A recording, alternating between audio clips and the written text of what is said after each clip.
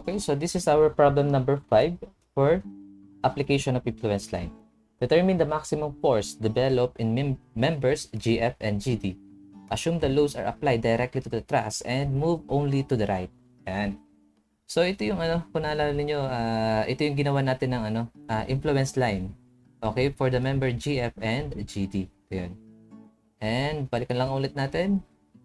Okay, ang assumption natin dito, yung ating GF and GD is parehas na tensile. Okay, so ito yung sinasabi ko sa inyo.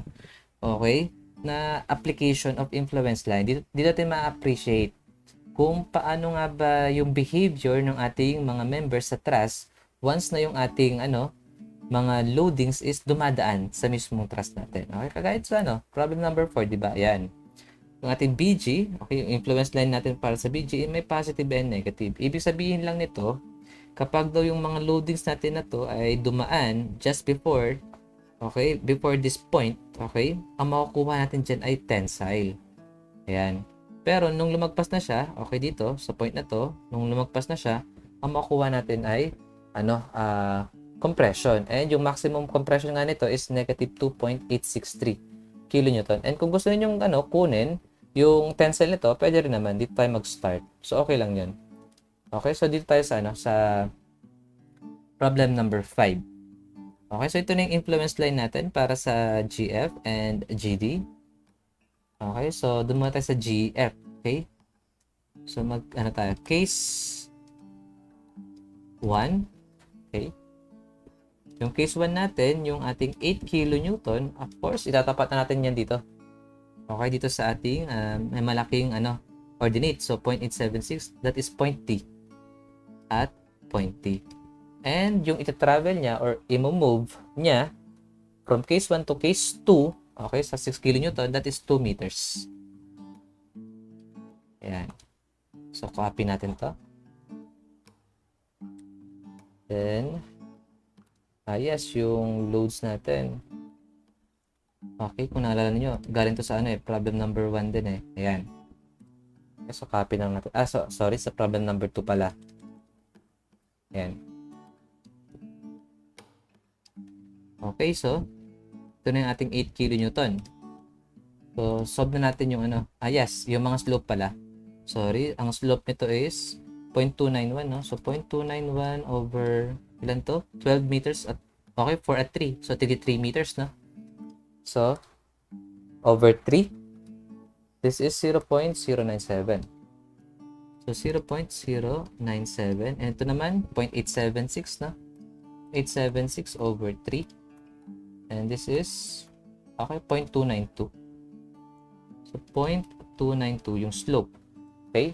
Then, nag-start tayo dito sa 0 di ba? Then, papunta sa negative 0.876. So, siya? Pababa ng pababa. So, decreasing. Ito naman, nag-start sa 0.876, papunta sa 0. So, papunta siya sa positive. Okay? Positive ordinates. So, this is increasing. Yan. Okay? So, pwede natin ma-solve yung change in force natin para sa member GF. And yes, negative to, no? So, ibig sabihin, kagaya lang din sa problem number 4, since negative yung kinukuha natin, ang gusto natin makuha na change, okay, in the force, okay, in a certain member is positive. Okay, so ito niyan, 8 kilonewton. Okay, so increasing, so positive 8, no? Multiplied by the slope, 0.292. Multiplied by yung ita-travel niya or i-move niya from case 1 to case 2, 2 meters. Okay, next, yung 6 kilonewton nasa negative, negative, sa decreasing influence line, so negative. Then, ang slope niya is 0.097, then, multiplied by the movement, 2 meters. Then, pagsamahin na natin yung 4 and 6. So, 4 plus 6. Okay, so, ilagay na natin dito. Ayan. So, ilan yung makukuha kaya natin dito? So, change in force in member GF is equivalent to 8 times 0.292 times 2. Okay, minus 0.097 times 2. Okay, times 4 plus 6. Ang makukuha natin is positive 2.732. So, positive 2.732 kilonewton. So, since nag-positive na to, ibig sabihin, ito na yung case.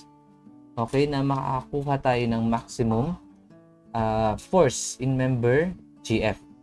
Okay, so ibig sabihin yung next case, okay, yung case 2, na kung saan yung ating 6 kN ay nakalocate sa point T, okay, yung makuha natin na force doon is less than, okay, sa case number 1. So, ito na yun.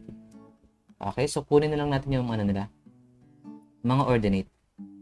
Okay, yan. Okay. So, ito nyan. Okay, so i-multiply natin yung slope natin ng distance ng 4 kN from this point.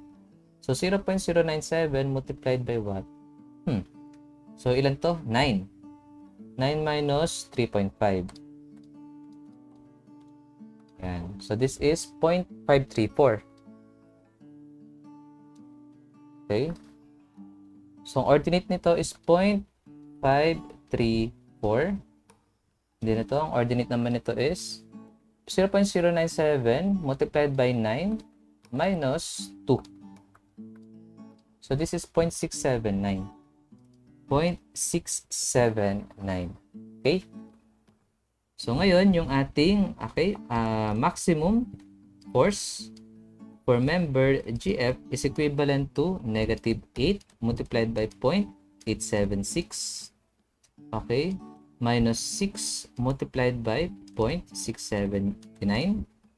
Okay? Minus 4 multiplied by 0.534. Yan. So, this is negative 8 times 0.876 minus 6 times 0.679. 679 minus 4 times 0.534. Yan. So, negative 13.218. So, negative 13.218. And this is kilonewton. Oh, since negative to, ibig sabihin, mali yung assumption natin para sa member GF. Okay, so, ang assumption natin dyan is tensile, di ba?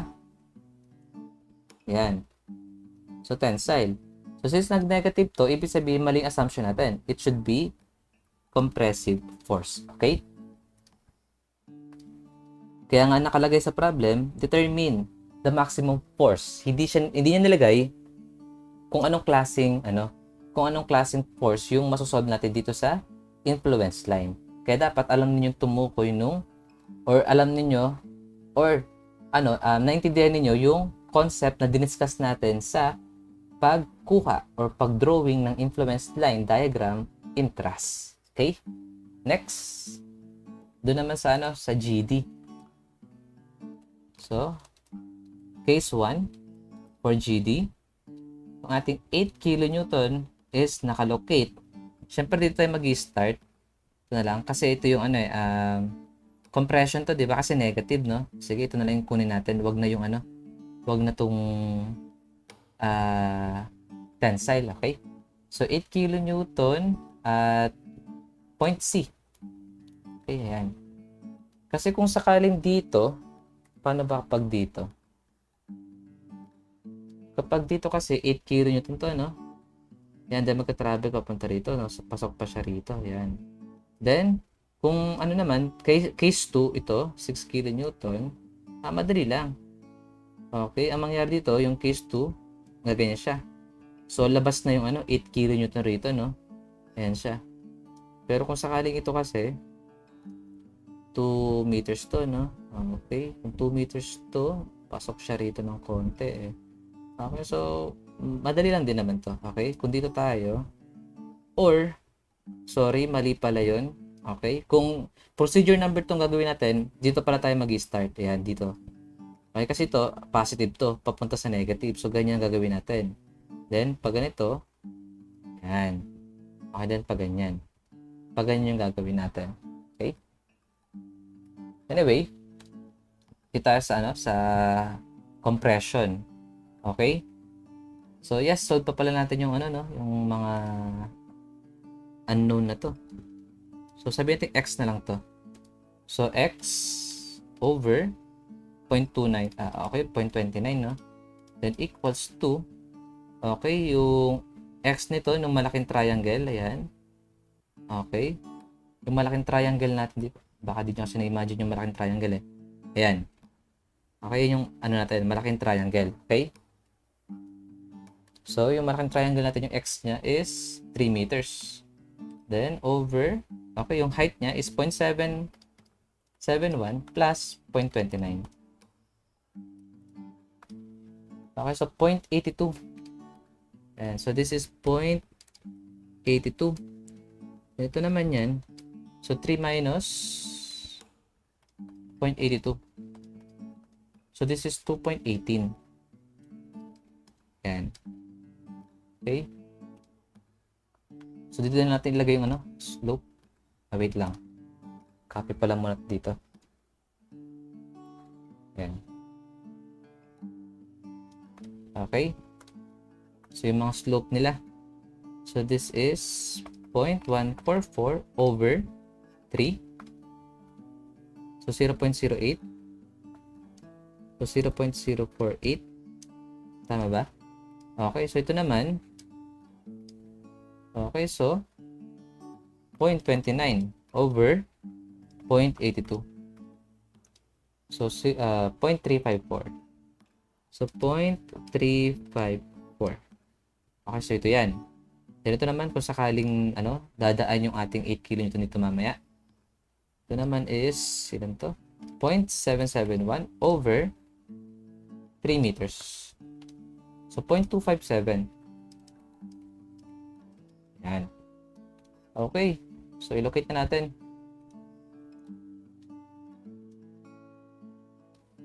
So, tayo na.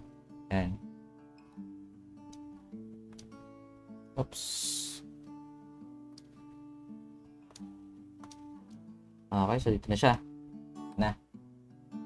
Okay, so ibig sabihin, ang movement ng ating 8 kN, okay, is 2 meters. Okay, papunta sa ating case number 2. So, since ang kukunin lang naman natin is compression na lang muna, okay? So, ibig sabihin, dapat positive yung lumabas natin, okay? Na change in force. Okay, so, change in force in member GD is equivalent to, okay, so saan magka-travel ang 8 kN? Dito, no? Dito siya mag-move. Yes, from negative to positive, no? So this is increasing. Okay, so this is decreasing. And this is decreasing kasi positive, okay, or 0.771 to 0. So decreasing yan. So yung ating 8 kN magka-travel sa increasing. So positive 8. Okay? Tanggalin natin yung positive. So, positive 8 multiplied by the slope. Ang slope is 0.354. Okay. Multiplied by, okay, yung movement niya. Yung movement niya is 2 meters. Yan. The next, okay, so yung 4 kN and 6 kN andito sa slope na to. So, okay, negative kasi decreasing. So, negative 0.048 multiplied by, okay, movement na 2 meters, then multiplied by 4 plus 6. So, ilan to? So, 8 times 0.354 times 2. Okay, minus 0.048 times 2 times 4 plus 6. Okay, so positive 4.704. So, positive 4.704 kilonewton. So, since positive, ibig sabihin, yung next case niya, okay, or yung yung force natin for case number 2, na kung saan ang ating 6 kilonewton ay nakalocate sa ating point C dito, okay, will be less than, okay, sa force na makukuha natin dito sa case number 1. Okay, so ito na yung case na kung saan makakuha tayo ng maximum, okay, force for member GD. So, force at GD, okay, or maximum force at GD is equivalent to Okay, yung mga nila, ordinate. Okay, ito. Ito rin. Yan. Solve natin isa-isa. Okay, so 4. Okay, so ilan yung ano natin? Slope dito? 0.048, no? 0.048, then yung distance ng 4 natin dito, no? Is ilan? 6, no? 6 minus 3.5. So, 6 minus 3.5. So, 0.12. Ayan. Next, yung 6 kilonewton, ang distance niya is 6 minus ano, no? Minus 2. That is 4. So, 6 minus 2. So, 0.192. Ayan. Okay, so, negative 8 multiplied by 0.29. Okay, minus 6 multiplied by 0.192. Okay, minus 4 multiplied by 0.12. Okay. So, ito na yung ating maximum force at member GD. So, negative 8 times 0.29. Okay, minus 6 times ano yun? 192. Okay. So, 0.192 minus 4 times 0.12. Okay. So, this is negative 3.952. So, negative 3.952 kilonewton. Okay. So, ito na yung maximum compression. Okay. So, ito yung ating maximum compressive force for member GD. Okay, so isolve naman natin yung maximum, okay, tensile force, okay, para sa ating member member GD. Ayan. Okay, so mangyayari niyan, since positive yung tensile, so dito tayo magi-start, okay? Then yung movement ng ating mga loads is papunta sa left. And so yung first case natin, yung ating 4 kilonewton is nakalocate sa point D. Okay? Ayan. So, point D tayo. Then, ang movement ng ating 4 kilonewton from 6 kilonewton, okay, or from case 1 to case 2 is 1.5. And 1.5 meter. So, solve natin yung change in force in member GD. Okay? So, yung ating 4 kilonewton, magka-travel dito sa slope na to.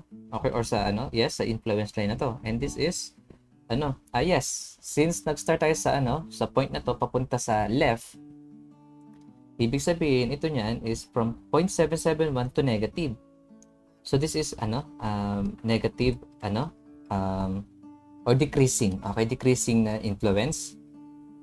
Then ito naman 0.29 to 0. Okay, papunta siya sa positive ordinates. So increasing. And ito naman increasing din. Okay? So, ito niyan is negative 4 kasi andito siya. Okay, sa sa decreasing. Okay, so negative 4 times the slope na 0.354. Okay, multiplied by the movement, 1.5. And kapag minove natin yan to case 2, ayan, papasok ng 8 kilonewton natin, hindi ba? So, ipapasok natin siya sa sa solution natin, okay? Then, yung ating 6 kilonewton and 8 kilonewton parehas na nasa positive. Okay? So, positive slope. Okay? Positive slope na 0.257. Okay? Then, multiplied by movement na 1.5. Okay. Ang movement ng ng 6 kilonewton is 1.5. Yan. Tapos, yung 8 kilonewton, yung i-move lang niya. Okay? So, ilan ba to? 3.5, no? So, dito yan. So, 3.5. Okay, so may 0.5 siya rito, no? Then, kapag minove natin siya ng 1.5 dito, okay, ang natirang movement na lang ng 8 kilonewton is 1 meter. Okay? Yan. So, plus 0.257 multiplied by 1 multiplied by 8. So, delta FGD. So, negative 4 times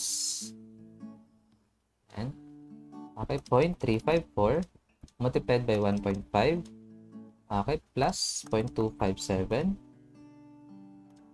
times 1.5 times 6 plus 2.257 times 1 times 8.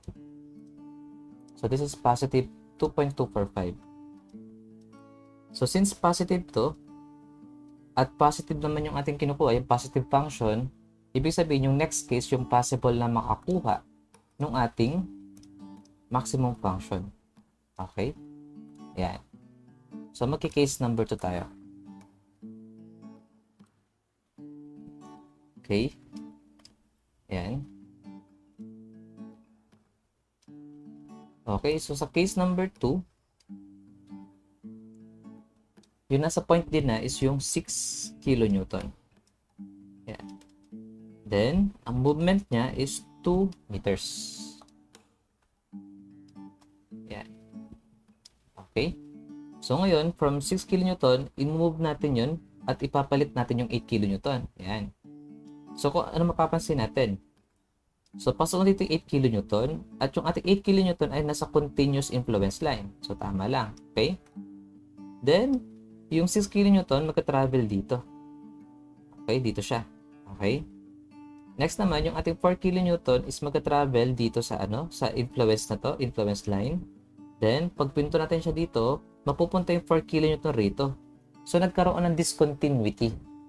Okay? So, since nagkaroon siya ng discontinuity, kailangan natin isolve yung ating ordinate.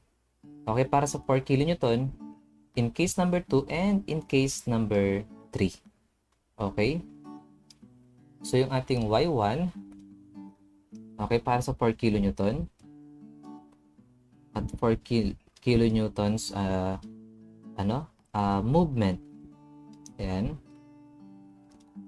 At discontinuity, or at jump, para mas madaling sulat. Okay. So, yung y1 niya is ito. Okay, dito.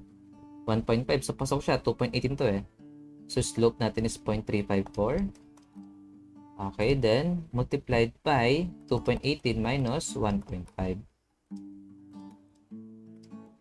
So, 0.241. So, 0.241. Then, yung kanya namang y2, okay, dito sa case number 3. Yan. Dito siya. So, papasok siya rito, no? And kung 1.5 to, yes, 3.5 to, no? Ang total length nito is 1, 2, 3. So, 9, no? So, 9 minus 3.5. Okay? So, anong slope nito? 0.048. So, 0.048 multiplied by 9 minus 3.5. Yeah, so, 0.264. Okay, so ibalik natin siya dito. Okay, ayan. So, 0.264. Kasi magkakaroon siya ng discontinuity eh. Okay? Ayan. So, ngayon, isolve na natin yung function natin. Okay, or change in function for the member GD. So, unahin natin sa discontinuity. Okay, so 4 multiplied by y2, 0.264. Yes. Okay, ang 0.264 is negative ordinate, di ba? So, minus. Okay, so negative 0.264. Sorry, negative pala, di minus. Okay, so minus y1. Ang y1 natin is positive 241. Okay? Then 6 kilonewton, andito siya dito siya mag-travel. Okay, so negative yan. So negative 0.354 multiplied by 6. Okay, or sorry, yung yung movement. Okay, 2 meters multiplied by 6. Then yung 4 kilonewton, okay, is nandito na siya. Okay? So dito siya napunta. Okay? So yan? Plus. So plus 4, then multiplied by the slope. Ang slope niya is 0.048. Okay? Then multiplied by movement na 2. Okay? Then plus yung 8. Positive kasi increasing to. Okay, yung 8. Dito siya travel, di ba? Dito siya nag-stop. Okay? So, 8 multiplied by 0.2 okay, multiplied by 2 meters. So, ilan to? So, 4 times negative 0.264 minus 0.241. Then minus 0.354 multiplied by 2 multiplied by 6 plus 4 times 0.048 times 2. Okay, plus 8 times 0.257 multiplied by 2. Yan. So, negative 1.772. So, negative 1.772 kilonewton. So, since nag-negative na to, ibig sabihin, andito sa case na to, yung ating maximum function. Okay? Yan. So, masolve na natin yung ating maximum force for member GD. Okay, para sa tensile force niya. So, solve na lang natin yung mga ordinate nila. So, ito para sa 8 kilonewton. Ito naman sa 4 kilonewton. Yan. Yan na lang. Okay, so ito niyan. Ilan nga ba yun? Ito yun, no? Diba? Yung y1 natin. So, 0.241. Ito naman, 2 meters and 3 meters to, no? So, 3 minus 2, that is, 1 meter. Multiplied by the slope na 0.257. So, 257. Okay? So, yung ating, FGD max is equivalent to positive 6 multiplied by 0.771 plus 4 multiplied by 0.241. Okay, plus 8 multiplied by 0.257. Yan. So, yung ating force GD, okay, is equivalent to 6 times 0.771 plus 4 times 0.241 plus 8 times 0.257. Yan. So, ang ating maximum force or tensile force for member GD is 7.646. Okay, yan. Kilonewton. And positive to, ibig sabihin, tama na yung ating na-assume na force dito sa GD from this point hanggang sa point E. Okay, so this is tensile. So, ito yung mga maximum, okay, maximum force natin para sa member GF and GD. So, balikan lang natin. Okay, so para sa ating GF, that is compression lang. Okay, negative 13.218. And sa GD, we have two types of force. Okay, yung ating maximum compressive force is negative 3.952 and ang ating tensile force is 7.646 kilonewton. Okay, so ayan. So this is our problem number 5 for the application of influence line. So thank you for watching. Bye!